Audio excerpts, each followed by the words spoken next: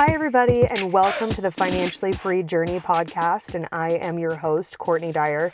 This podcast aims to dispel the seemingly complex topic of personal finances, budgeting, debt management, credit, and of course, retirement.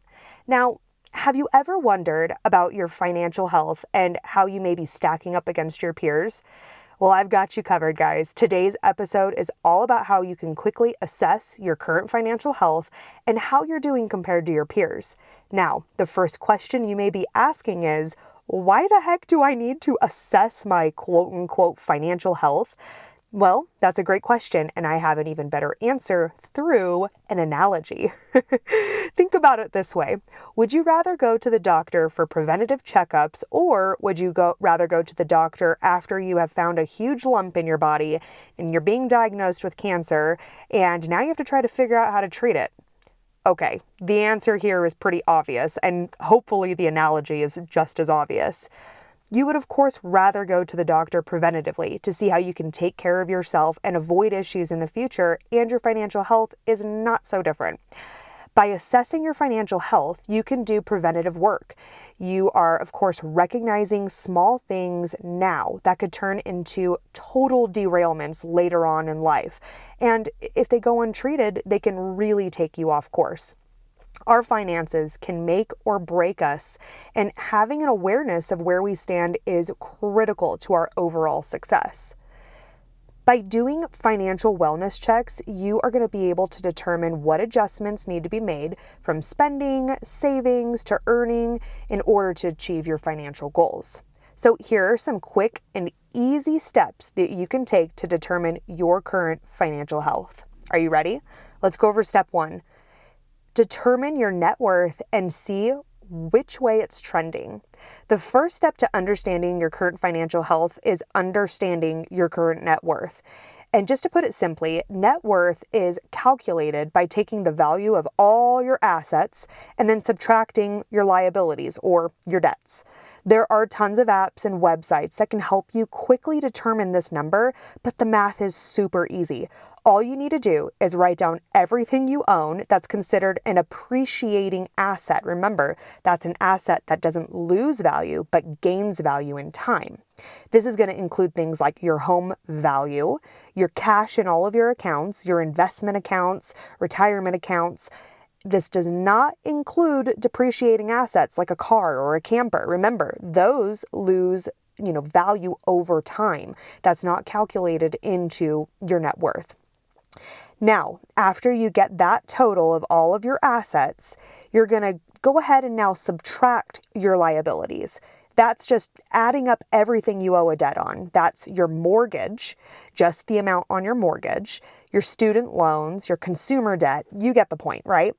Now, let me give you a quick, easy example because I'm a pretty visual person. Let's say you do this and you only have a debt that's your home. Let's just to make it simple. Your home's worth $500,000 and your mortgage on the home is $450,000. And in this example, your net worth is $50,000. When you calculated your assets and you subtracted your liabilities, did you get a positive or a negative number? Now, it's okay if you have a negative number right now. The whole point is to get this under control. And first, you have to understand what it is for your reality so you can actually track it and progress going forward. Now, an action item on this to really help you out is to have a goal. And a good goal when it comes to your net worth is to try and increase it by 5 to 10% each year. How much do you need to pay down on your debt or save in order to increase it by 5-10% next year? That's a great thing for you to figure out and have as a goal moving into the new year. Do you wonder how you may be stacking up compared to your peers? Well, that's a natural curiosity, and I will give you the satisfaction with some stats in just a second. But I want you to just remember, everybody's circumstances are different, and it may not be comparing oranges to oranges or apples to apples, however you want to say it.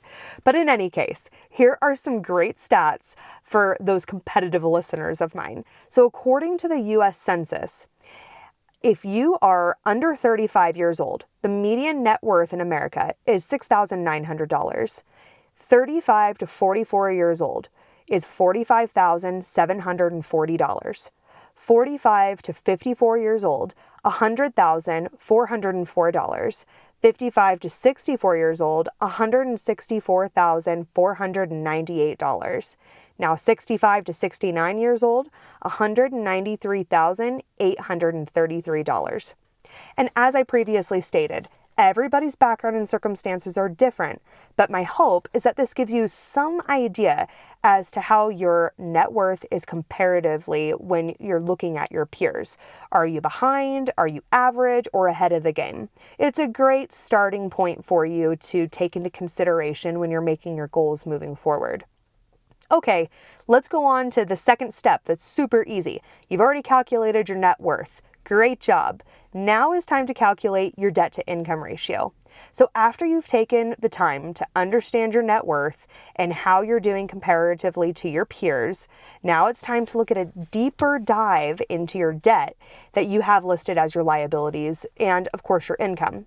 Your debt to income ratio is calculated by simply taking the total amount you pay on your debts monthly by the total gross monthly income that you have. Now remember, that's your income before taxes. You're going to need to look at your pay stub before all those deductions to Uncle Sam are taken out. And I love examples because, as I've said before, I'm a visual person. So here I go again with another example for you. Now, let's just say your monthly income before taxes is $5,000, just for easy math. And you have the following debts that you pay every month. You've got your mortgage at $1,500, your car at $300, student loan at $200, and your credit card minimum payment at $150. Now, those are all national averages for those categories, which is why I chose those numbers. And when you add this up, your total monthly debt is $2,150. You're going to divide that by your gross income, which in this case is $5,000, and the debt to income ratio is 43%. Now, the rule of thumb for most banks or lenders is that they want your debt to income ratio to be 30% or less. And for most mortgage lenders, they are looking for a debt to income ratio of 36% or less. Now, remember, the lower your debt to income ratio, the better your rates are going to be on your mortgage or future lending needs that you may have. And another reason, why is it important for you to know what your debt to income ratio? Well, it's important for a couple of reasons. First of all, you're going to better understand, if your debt is under control. A red flag, if your debt to income is approaching 40%, it's time to start worrying and to take immediate action with eliminating the debt. Put the fire out. That's way too high. Another reason your debt to income is important is because it directly impacts your FICO score. That magical number that's measured by all of the banks to tell you whether you're a worthy person to lend money to. Your FICO is impacted by several things, and your debt to income ratio being one of them. Now, an action item for you to take. Calculate your debt to income ratio and get it under control. Remember, a good rule of thumb is to never have a debt to income over 30%. If you are not able to eliminate debt right away, you can also look at impacting this number by picking up a side hustle and increasing your income. Now, of course, you want to know, how are you doing comparatively to your peers? Well, here are some national averages for you. If you are a single adult in the United States, the average debt to income ratio is 21%. If you're married without children, the average debt to income ratio is 36%. And if you are married with children, the average is 27%. Remember, this is for the most part a controllable number, and you can immediately impact this number and increase your overall financial health drastically. The majority of people have mortgages, auto loans, and student loan debt along with their credit card debt. And think about how you can immediately impact those categories personally and make a change. Okay, the third step, evaluate your housing situation. Did you know that Americans spend almost 40% of their entire monthly budget on housing alone?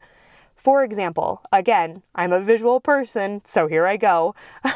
Let's say you make $60,000 a year and you're spending $24,000 annually just on housing. That's the national average. If that doesn't make you cringe, I want you to think about those numbers again. $24,000 a year just for your housing alone. So as our culture continues to push the keeping up with the Joneses, consumerism society that we're all currently living in, we are getting into more expensive homes that we cannot afford. A majority of people listening will be able to remember all too well what happened in 2008.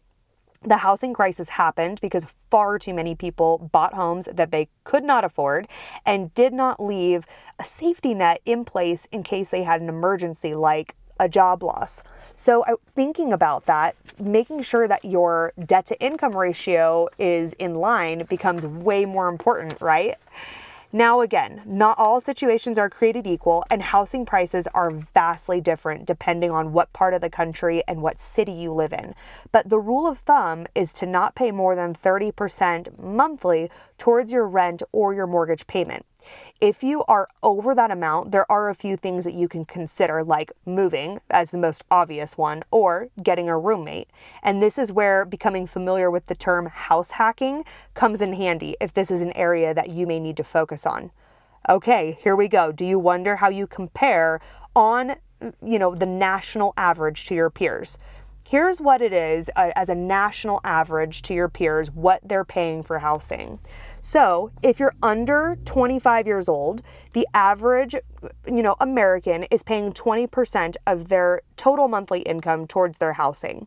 If you're 25 to 34, it's 18%, 35 to 44, 16%, and 45 to 54, 14%, 55 to 64, 14%, 65 to 74 is 17%.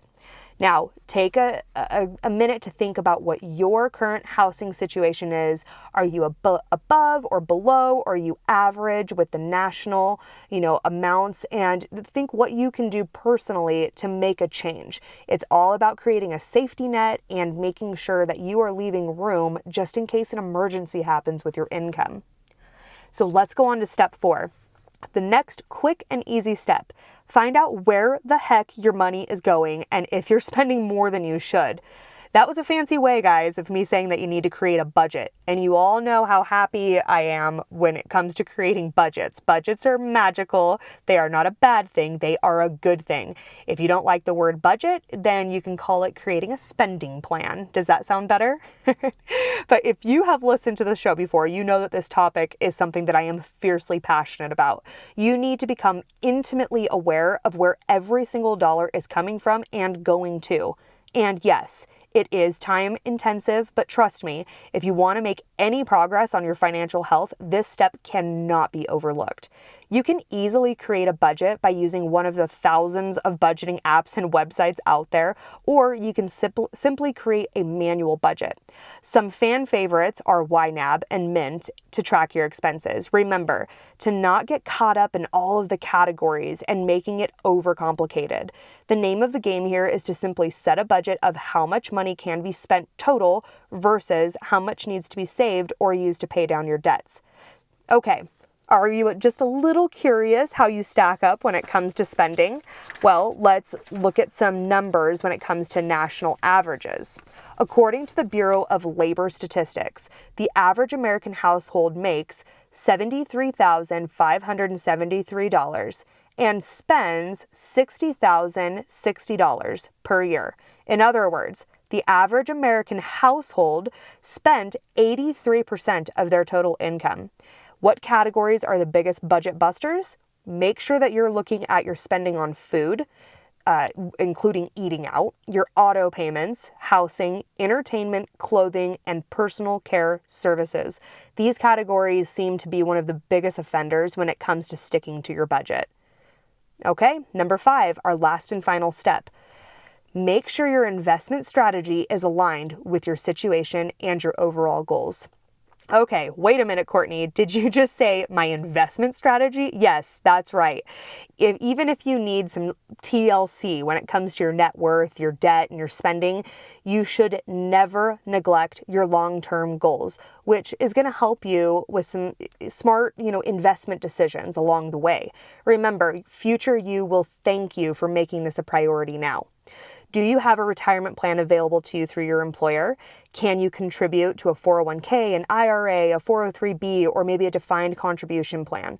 Whatever investment vehicle you choose, make sure that you have assessed your risk appetite, your time horizon, and of course your investment objective with a professional. It's important to ensure your portfolio is diversified and well aligned with your personal goals. Are you curious how you stack up against your peers? Well, here are some stats for you guys. In 2017, Gallup found that 54% of Americans participated in a stock market either by directly owning stock or by owning a fund. And because the majority of people participate in the stock market through their 401k, here are some average balances that Americans have in their 401ks. Ages 20 to 29, the average 401k balance is $11,800. Age 30 to 39, average balance is $42,400. Ages 40 to 49, average 401k balance is $102,700. Ages 50 to 59, average balance is $174,100. And ages 60 to 69, average balance is $195,500. Now, assessing your financial health is critical to you understanding your current reality and being able to actually achieve your financial goals. By being in touch with your actual numbers, you will be able to move the dial that much quicker. Remember, a goal without a plan is what? It's just a wish. So thanks again for tuning into today's episode, and make sure that you are following us on Instagram at Financially Free Journey and Twitter at Financially J for daily motivation and tips to help you on your financially free journey. Until next time.